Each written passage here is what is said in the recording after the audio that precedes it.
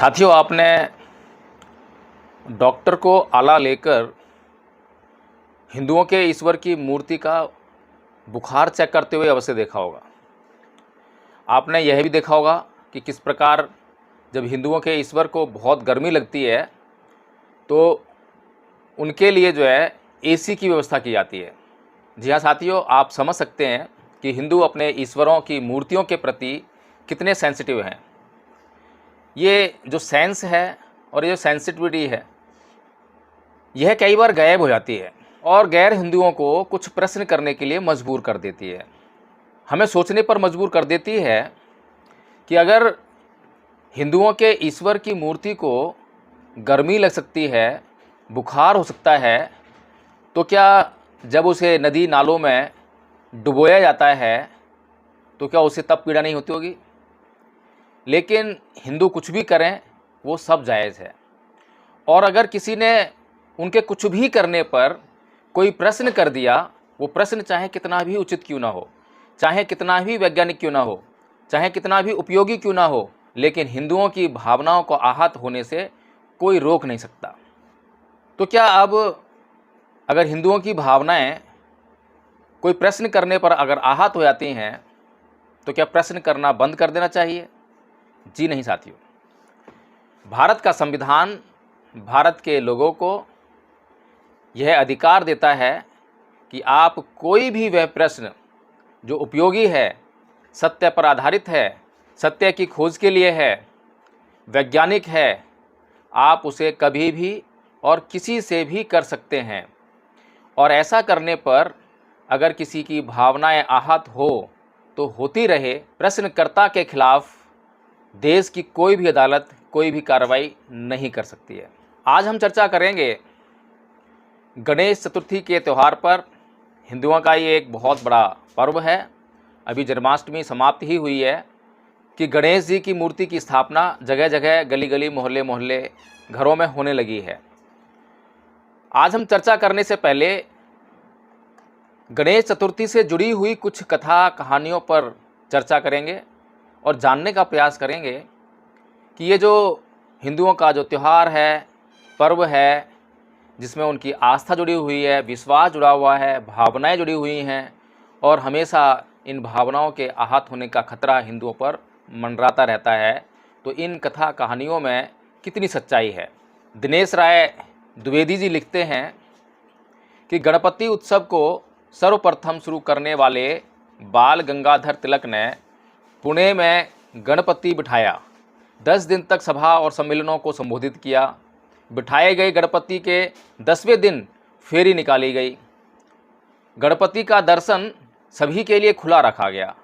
मौके का भरपूर फायदा उठाते हुए एक दलित ने मूर्ति के दर्शन के क्रम में मूर्ति को छू लिया। गणपति अपवित्र हो गए कहते हुए सभी ब्राह्मणों में खलबली मच गई। सभी तिलक को गरियाते हुए कहने लगे कि देखा, गणपति को सार्वजनिक किया तो कैसे धर्म ही डूब गया। अब कौन ब्राह्मण इस मूर्ति को अपने घर में रखेगा। तब तक फेरी पुणे के बाहर और मुलामुठी नदी तक आ पहुंची थी। तभी आराम से तिलक ने कहा कि चिल्लाते क्यों हो, शांत रहो, मैं धर्म को डूबने कैसे दूंगा। धर्म को डुबोने की अपेक्षा हम इस अपवित्र मूर्ति को ही डुबो देते हैं। और इस प्रकार गणपति की मूर्ति को ही डुबो दिया गया। तभी से प्रत्येक वर्ष 10 दिन तक तमाम तरह से पूजा करने के बाद भी गणपति को डूबना ही पड़ता है। अखंड प्रताप सिंह जी लिखते हैं कि देश भर के ज़्यादातर घरों और पंडालों में गणपति बप्पा विराज चुके हैं। मुख्य रूप से यह महोत्सव सबसे पहले महाराष्ट्र में शुरू हुआ था। इसके बाद देखते देखते देश भर में बड़े उत्साह के साथ ये महोत्सव मनाया जाने लगा। पेशवाओं ने गणेशोत्सव को बढ़ावा दिया। कहते हैं कि पुणे में कस्बा गणपति नाम से प्रसिद्ध गणपति की स्थापना शिवाजी महाराज की माँ जीजाबाई ने की थी, परंतु लोकमान्य बाल गंगाधर तिलक ने गणोत्सव को जो स्वरूप दिया, उससे गणेश राष्ट्रीय एकता के प्रतीक बन गए। तिलक के प्रयास से पहले गणेश पूजा परिवार तक ही सीमित थी। पूजा को सार्वजनिक महोत्सव का रूप देते समय उसे केवल धार्मिक कर्मकांड तक ही सीमित नहीं रखा, बल्कि आज़ादी की लड़ाई, छुआछूत दूर करने और समाज को संगठित करने तथा आम आदमी का ज्ञानवर्धन करने का उसे जरिया बनाया और उसे एक आंदोलन का स्वरूप दिया। आपके पास सब कुछ है, जो आपके मन में आए वो कहते जाइए। जातीय भेदभाव को दूर करने में इस आंदोलन का बहुत बड़ा हाथ था। और जो पहली कहानी हमने सुनी है उसमें जातीय भेदभाव के आधार पर ही मूर्ति को डुबोया गया। और यह बात तो हमें अच्छी तरह समझ में आती है कि जब हिंदू अपने ईश्वर की मूर्ति को बुखार होने पर, उन्हें गर्मी लगने पर उनके लिए एसी और डॉक्टर की व्यवस्था कर सकते हैं, तो वो अपने ईश्वर की मूर्ति को डुबो कैसे सकते हैं? कभी नहीं डुबोएंगे। अरे इतनी फीलिंग्स हैं, इतना सेंसिटिव मामला है, वो अपने ईश्वर की मूर्ति को होने वाले हर कष्ट को महसूस कर सकते हैं, तो क्या डूबने पर जो व्यक्ति को पीड़ा होती है, मनुष्य को जो पीड़ा होती है, क्या उसे महसूस नहीं करेंगे? ज़रूर करेंगे। लेकिन ये एक ब्राह्मणों के लिए समस्या बन गई। और जो पहली कहानी जो है, इस तरह से ये साबित करती है कि जो पहली कहानी है कितनी सच्चाई से भरी हुई है। अब अगर हम इसमें और जांच करना चाहें तो बाल गंगाधर तिलक का कोई भी आंदोलन दिखाइए जिसमें उन्होंने अछूतोद्धार के लिए कुछ काम किया हो या उनके लिए आवाज़ उठाई हो। आपको एक भी काम, एक भी कहानी बाल गंगाधर तिलक के बारे में इस प्रकार की नहीं मिलेगी कि उन्होंने जातिवाद को ख़त्म करने के लिए कभी कोई प्रयास भी किया। अभी मैं एक चापेकर ब्रदर्स नाम की फ़िल्म देख रहा था। पूरी फिल्म को आप देख लीजिए, उसमें कहीं पर भी आपको अछूतों पर होने वाले अत्याचारों के बारे में कोई जानकारी नहीं मिलने वाली है। जब हम कोई फिल्म बनाते हैं तो फिल्म में हम समाज को दिखाते हैं कि हमारे चारों तरफ का समाज किस प्रकार का है। और ये तो राष्ट्रीय आंदोलन की बात है। राष्ट्रीय आंदोलन में केवल ब्राह्मण ही ब्राह्मण दिखाए गए। क्या इस भारत में ब्राह्मणों के अलावा कोई और अन्य जातियां रहती ही नहीं थी? क्या अन्य जातियों की क्या स्थिति थी, उनकी राष्ट्रीय आंदोलन में क्या भूमिका थी, इसको दिखाना जरूरी नहीं था?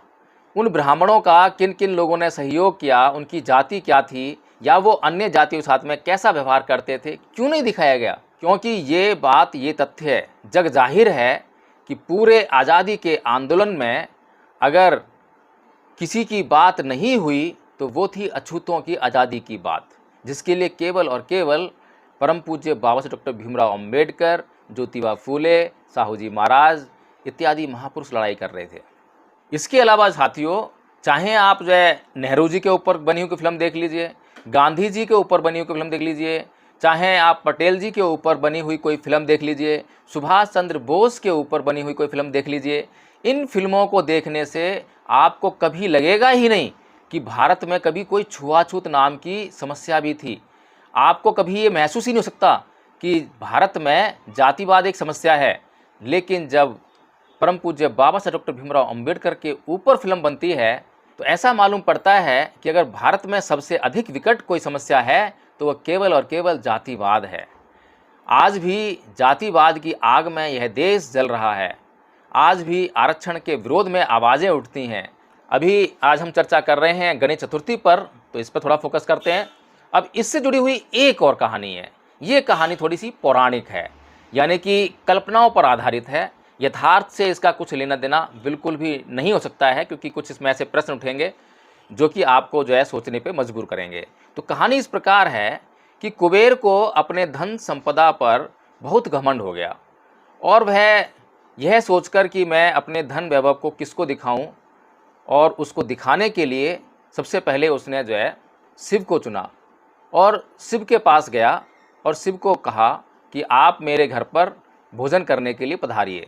शिव जी उसकी मनसा को भांप गए और उसके निमंत्रण को अस्वीकार कर दिया, और अस्वीकार करते उन्होंने कहा कि मैं तो नहीं जा सकता, लेकिन मेरा पुत्र गणेश चला जाएगा।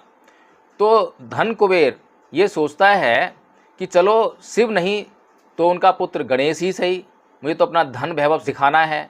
तो वो शिव के पुत्र गणेश को अपने साथ में लेकर अपने घर आते हैं और उसके लिए सोने की थाली में नाना प्रकार के भोजन को परोसते हैं।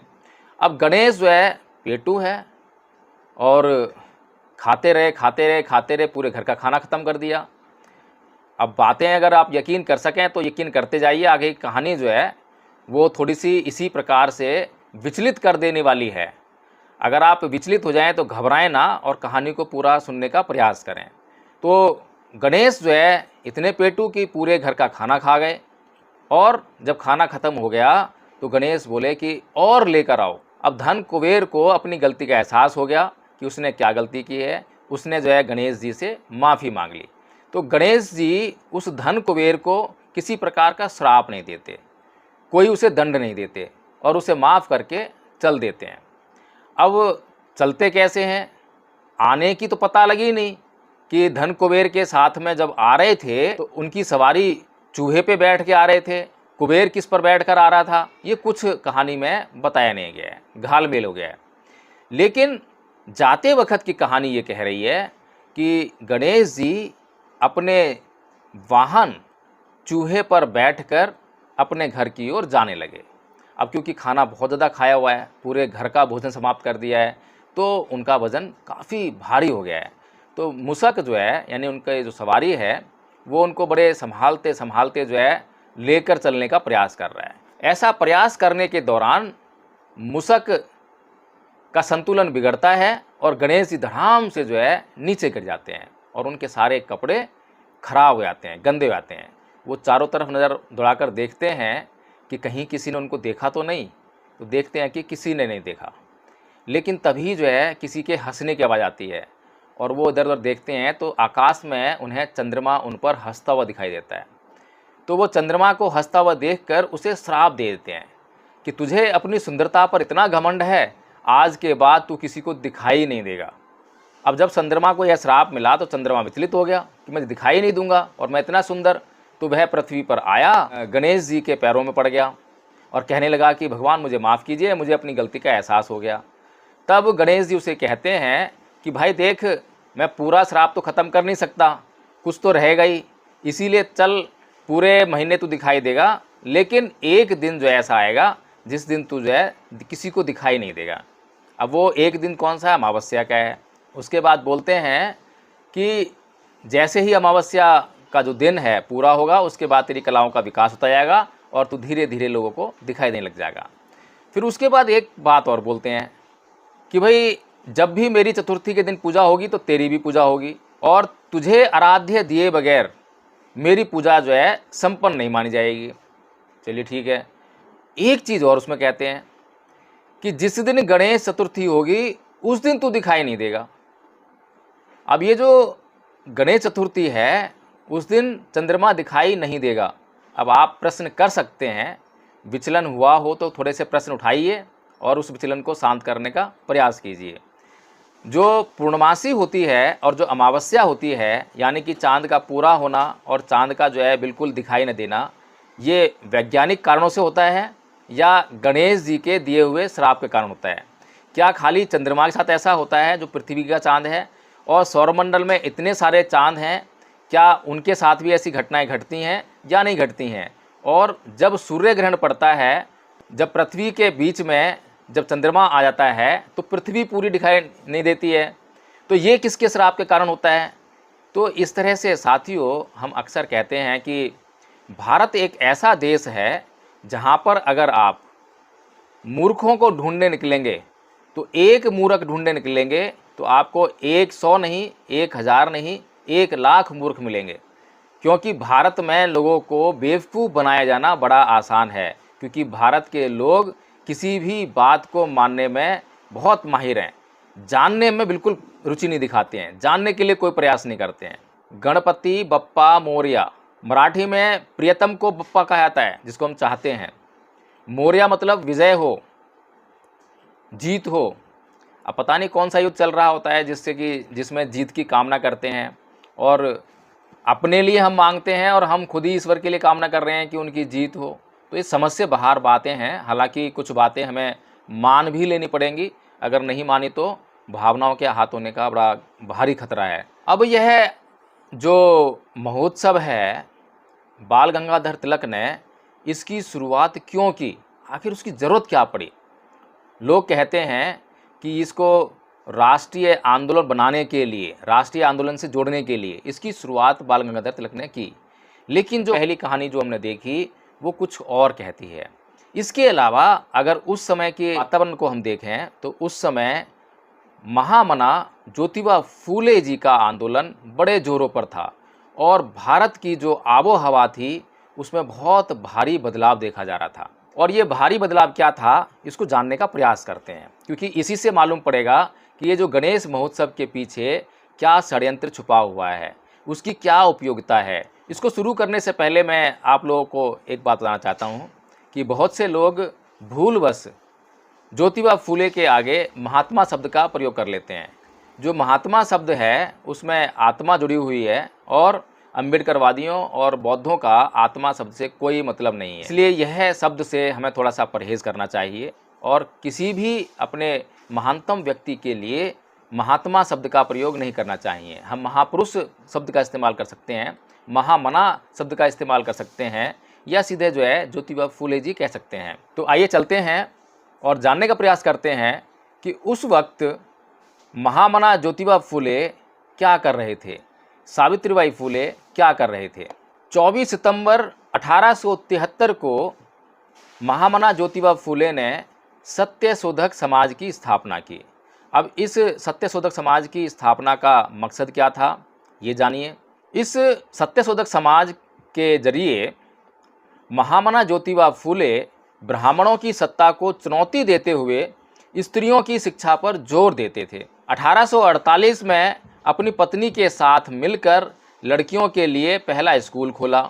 स्त्रियों की शिक्षा, विधवा पुनर्विवाह, अवैध एवं अनाथ बच्चों के लिए अनाथालय की व्यवस्था, पुरोहितों के बिना शादी करवाने की शुरुआत, बाल विवाह के खिलाफ आंदोलन, दलित और पिछड़ों की शिक्षा के लिए आंदोलन, ये कुछ ऐसी झलकियां हैं जिनको आप अगर समझने का प्रयास करें तो आपको जो ये आंदोलन है और इस आंदोलन को दबाने के लिए प्रतिक्रांति के रूप में जो बाल गंगाधर तिलक का गणेश महोत्सव है उसको आप अगर कंपेयर करके देखें तो आप समझ सकते हैं ये ऐतिहासिक तथ्य है।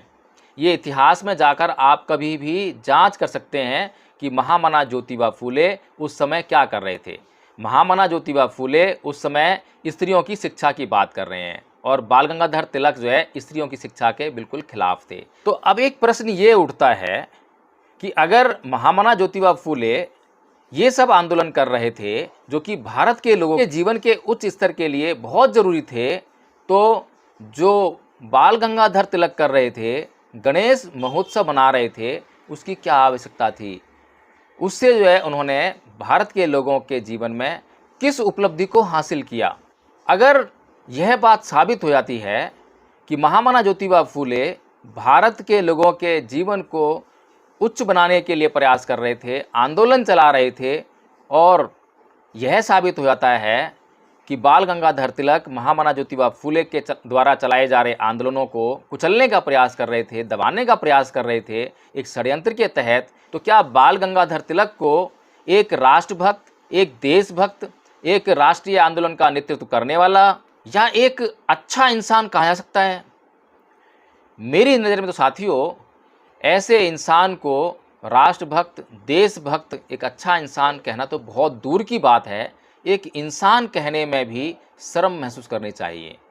एक तरफ वह व्यक्ति जो अछूतों के उद्धार में लगा हुआ है, स्त्रियों की शिक्षा में लगा हुआ है, विधवा पुनर्विवाह के लिए प्रयास कर रहा है, अनाथ एवं अवैध बच्चों के लिए अनाथालय की व्यवस्था कर रहा है, और एक वो व्यक्ति जो इन सभी बातों का विरोध कर रहा है। महामना ज्योतिबा फूले के इस आंदोलन से भारत में क्या हुआ, विशेष तौर पर पुणे में क्या हुआ, महाराष्ट्र में क्या हुआ? पुणे समेत पूरे महाराष्ट्र के ब्राह्मणों की महामना ज्योतिबा के इन आंदोलनों से नींद उड़ गई थी। ब्राह्मणों को डर था कि स्त्रियों और शूद्रों के पढ़ लिख जाने से उनकी दुकान बंद हो जाएगी। महामना ज्योतिबा की हत्या करने के लिए ब्राह्मणों ने घोंडिबा जैसे हत्यारों को उनके घर भेजा, जो कि बाद में उल्टे उनके अनुयायी बन गए। ब्राह्मणों ने महामना ज्योतिबा फूले को उनके घर से निकलवा दिया। सावित्रीबाई फूले पर गोबर और पत्थर फेंके गए। अब ये सब जो है महामना ज्योतिबा फूले और सावित्रीबाई फूले के साथ में क्यों हो रहा था? वो ऐसा कौन सा अपराध कर रहे थे इसको हमें सोचना चाहिए, जानना चाहिए।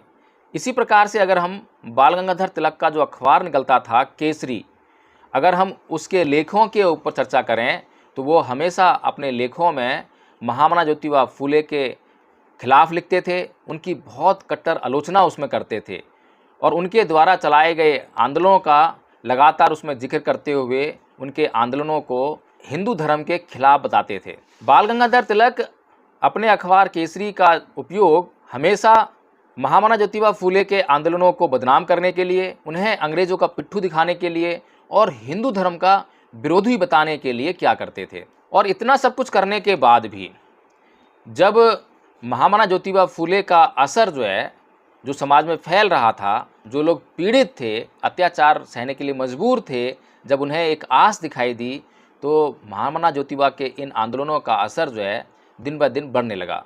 और जब इनका असर कम होते हुए दिखाई नहीं दिया तो बाल गंगाधर तिलक ने धर्म और राष्ट्रवाद का सहारा लिया। इस समय तक अगर साथियों हम देखें तो कार्ल मार्क्स धर्म को अफीम का नशा बता चुके थे और बाल गंगाधर तिलक कार्ल मार्क्स को अच्छी तरह पढ़ चुके थे कि उन्होंने क्या कहा है धर्म के बारे में।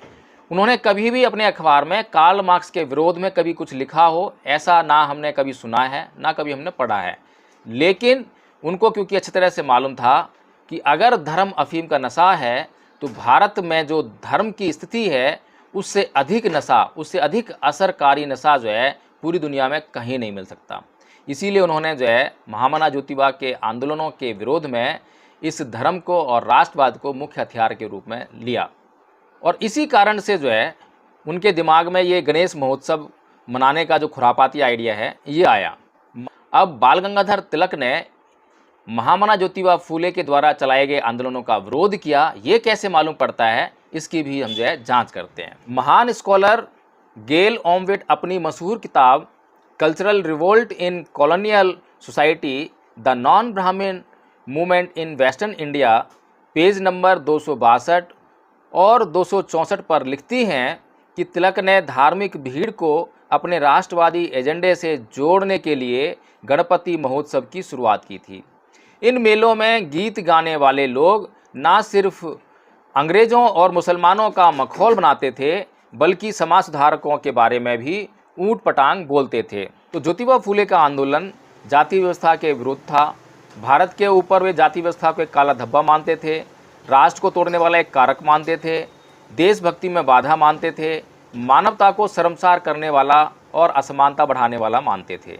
वहीं पर बाल गंगाधर तिलक का कहना था और उनका मानना था कि जाति व्यवस्था पर भारतीय समाज की बुनियाद टिकी हुई है।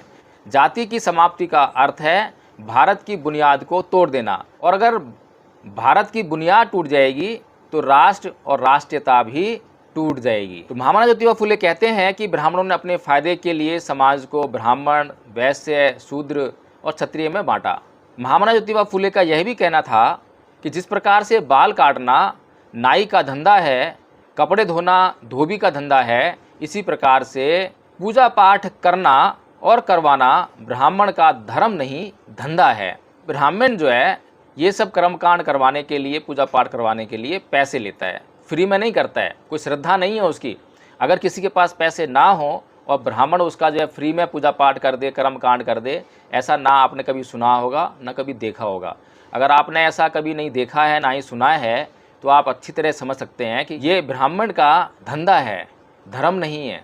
तो इसी प्रकार से अब बाल गंगाधर तिलक के विचार क्या हैं? बाल गंगाधर तिलक ने ज्योतिबा फूले को राष्ट्रद्रोही कहा क्योंकि वो जाति को तोड़ना चाहते थे, और बाल गंगाधर पीछे क्या कह रहे हैं कि जाति को तोड़ना राष्ट्र को तोड़ना है, और ज्योतिबा फूले वही काम कर रहे हैं कि वो जाति को तोड़ने का प्रयास कर रहे हैं। तो उनको सीधे सीधे राष्ट्रद्रोही कहकर संबोधित किया। बाल गंगाधर तिलक का यह भी कहना है कि सभी जातियों को उनकी जाति के लिए निर्धारित कार्य को ही करना चाहिए। तिलक ने महार, मातंग जैसी जातियों के स्कूल में प्रवेश का सख्त विरोध किया। उनका कहना था कि केवल उन जातियों का स्कूल में प्रवेश होना चाहिए जिन्हें प्रकृति ने इस लायक बनाया है, यानी कि उच्च जातियाँ। तिलक यह भी कहते थे कि कुनबी किसान समाज के बच्चों को इतिहास, भूगोल और गणित पढ़ने की क्या ज़रूरत है, उन्हें अपने परंपरागत जातीय पेशे को अपनाना चाहिए। आधुनिक शिक्षा उच्च जातियों के लिए ही उचित है। और दूसरी तरफ महामना ज्योतिबा का मानना था कि प्राथमिक शिक्षा हर जाति के बच्चे के लिए अनिवार्य होनी चाहिए। महामना ज्योतिबा फूले लड़कियों की शिक्षा पर खास जोर देते थे और उनके लिए स्कूल भी खोले। और तिलक हमेशा जो है लड़कियों की शिक्षा का विरोध करते थे और इसके लिए बाकायदा उन्होंने आंदोलन भी चलाया। अब द प्रिंट में डॉक्टर मुख्तियार सिंह लिखते हैं, तिलक ने महिला शिक्षा का पूरी तरह विरोध किया। परिमाल वी राव ने अपने शोध पत्र में मुख्य रूप से तिलक के अखबार मराठा के हवाले से बताया है कि विष्णु शास्त्री चिपलूनकर और तिलक के नेतृत्व में कांग्रेस के कट्टरवादी धड़े ने 1881 से 1920 के बीच किस तरह बालिका विद्यालयों की स्थापना और हर समुदाय के लिए शिक्षा देने के प्रयासों का विरोध किया। इस धड़े के विरोध के कारण महाराष्ट्र में 11 में से 9 नगर पालिकाओं में हर किसी के लिए शिक्षा देने के प्रस्ताव को हार का सामना करना पड़ा। इस धड़े ने राष्ट्रवादी शिक्षा की वकालत की, जिसमें धर्मशास्त्रों का अध्ययन और हुनर सिखाने पर जोर था। तिलक के नेतृत्व में कट्टरवादी धड़े का तर्क था कि पेशवा के शासन के दौरान महिलाओं की स्थिति बहुत अच्छी थी। तिलक के ये विचार उनके अखबार मराठा के 15 मार्च 1885 के अंक में छपे हैं। तो हम कोई भी बात बेसिर पैर के नहीं कर रहे हैं, हवा में नहीं कर रहे हैं। हर एक बात के पीछे कोई ना कोई सबूत है, प्रमाण है, और ये सबूत, ये प्रमाण, ये बार बार साबित करते हैं कि किस प्रकार से ब्राह्मणों ने निम्न जाति कहे जाने वाले समुदाय को अपना गुलाम बनाने के लिए किस किस प्रकार के षड्यंत्र रचे। अब जानने का प्रयास करते हैं कि महिला शिक्षा के विरोध में जो तिलक का जो तर्क था वो क्या था कि महिलाएं कमज़ोर होती हैं और संतति को आगे बढ़ाना उनका काम होता है, इसलिए उनको शिक्षित करने से उनको पीड़ा ही होगी, क्योंकि आधुनिक शिक्षा को समझना उनकी शक्ति से बाहर है। उनकी ये बात मराठा अखबार के 31 अगस्त 1884 के अंक में छपी थी। आज जो प्रगतिशील महिलाएं हैं, अगर बाल गंगाधर तिलक के ये विचार सुन लें और अगर उन्हें बाल गंगाधर तिलक रोकने का प्रयास करें, तो मैं समझता हूं कि जूते चप्पल लेकर बाल गंगाधर तिलक का ये महिलाएं स्वागत करेंगी। लेकिन विडंबना इस बात की है कि आज जितना भी संचार का जो माध्यम है, उसके माध्यम से बाल गंगाधर तिलक को इस देश का हीरो बताया जाता है, हीरो दिखाया जाता है। फिल्में भी यही बताती हैं, फिल्में यही दिखाने का काम करती हैं। लेकिन इस देश का सच्चा इतिहास और सच्चाई जो है, ना तो इस देश के लोग जानने का प्रयास करते हैं और ना ही उनको दिखाया जाता है। तो इसलिए जो है ये समस्या जो है एक विकराल रूप लेकर हमारे सामने खड़ी हो गई है। बाल गंगाधर तिलक ने बाबा साहेब डॉक्टर भीमराव अंबेडकर के द्वारा पैसे देने के बावजूद भी उनका विज्ञापन अपने अखबार में नहीं छापा था। आप इस बात से अंदाज़ा लगा सकते हैं कि अछूतों के कितने कट्टर विरोधी थे बाल गंगाधर तिलक। तो अब एक बात और कि अभी ये जो महोत्सव है, पहले क्या था? पहले था सिर्फ एक दिन का व्रत गणेश चतुर्थी का, पौराणिक कथाओं के अनुसार, लेकिन उसको 10 दिन क्यों मनाया गया? ये एक बहुत अहम प्रश्न है। जन्माष्टमी के समय पर एक मेले का आयोजन भी अब होने लगा है, और ये मेला जो है कोई एक दिन के लिए 2 दिन लगता नहीं है, ये कई दिन के लिए लगाने का इसके पीछे षड्यंत्र है। यानी कि जहाँ तक हिंदुओं की मंशा को अगर हम पहचानने का प्रयास करें, तो जन्माष्टमी के बाद जो अगला त्यौहार आता है वो दशहरे का आता है, और दशहरे के बाद दीपावली का। यानी कि इनकी पूरी योजना इस प्रकार से है कि किसी भी प्रकार से जन्माष्टमी से शुरू हुआ उत्सव दिवाली तक चलता रहे, और दिवाली तक जो है लोगों को इस उत्सव से, इस धार्मिक अंधविश्वास से, पाखंड से, अंधश्रद्धा से फुर्सत ही ना मिले, वो कुछ और सोच ही ना सकें, पढ़ाई लिखाई के बारे में तो सोचना ही भूल जाएं। ये इसका मकसद है। तो इसलिए इस षड्यंत्र की बू को हमें समझना चाहिए, जानना चाहिए। और अब इस वीडियो के अंत में अगर आप लोगों को कुछ समझ में आया हो और कुछ जानकारियाँ आपको अच्छी लगी हों, तो सबसे पहले तो आप जो है इस चैनल को सब्सक्राइब कर दीजिए। और हमारा चैनल सत्य को दिखाता है, जांच करता है, प्रश्न करता है, और आपके लिए अच्छे अच्छे वीडियो लेकर आता है। और वहीं पर दूसरी तरफ जो मनुवादी मीडिया है, मनुवादी सोशल मीडिया, मनुवादी यूट्यूबर्स जिनके सब्सक्राइबर्स मिलियंस में हैं, वे लोग लगातार आपके सामने मनुवाद को परोसने का काम करते हैं। तो यदि आप चाहते हैं कि हम आपको मनुवाद से बचाने के लिए इस प्रकार के वीडियो बनाते रहें, तो आप हमें प्रोत्साहन दें। और प्रोत्साहन देने के लिए सबसे पहले आप जो है इस चैनल को सब्सक्राइब कर लीजिए और इस वीडियो को लाइक कर दीजिए। इस पर कमेंट करके आप कुछ प्रश्नों का जवाब दीजिए। और वे प्रश्न क्या हैं? पहला प्रश्न ये है कि क्या यह महोत्सव बहुजन समाज की हकमारी के लिए था? दूसरा प्रश्न ये है, क्या तिलक को एक राष्ट्रवादी नेता कहा जा सकता है? तीसरा प्रश्न ये है, क्या तिलक एक देशभक्त कहे जा सकते हैं? क्योंकि देशभक्त होने के लिए जिस पैरामीटर की आवश्यकता है वो भी आपको मैं बता दूं कि एक देशभक्त कहलाने के लिए उसको अपने देश से प्रेम होना चाहिए। और देश से प्रेम का मतलब ये है कि देश की जो मिट्टी है, देश का जो जल है, देश के जो जंगल हैं, देश के जो लोग हैं, सबसे प्रेम होना चाहिए। ये नहीं कि मैं कुछ चीज़ों से प्रेम करूं और कुछ चीज़ों को छोड़ दूं। तो इसलिए आप निर्णय कीजिए कि क्या तिलक जो हैं देशभक्त कहे जा सकते हैं। अगला प्रश्न है कि तिलक और ज्योतिबा फूले में से, दोनों में से किसने देश की एकता और अखंडता के लिए काम किया? क्या तिलक ने जो काम किया वो देश की एकता के लिए काम था, जहाँ पर वो एक समाज के विरोध में काम कर रहे हैं, केवल अपने ही समाज के पक्ष में काम कर रहे हैं? और अगला प्रश्न बड़ा महत्वपूर्ण है कि जो अब तक हमने जो इसमें विश्लेषण किया है इस वीडियो में, क्या उस विश्लेषण के बाद तिलक को देशद्रोही या देश का गद्दार कहना चाहिए? क्या ये उचित है?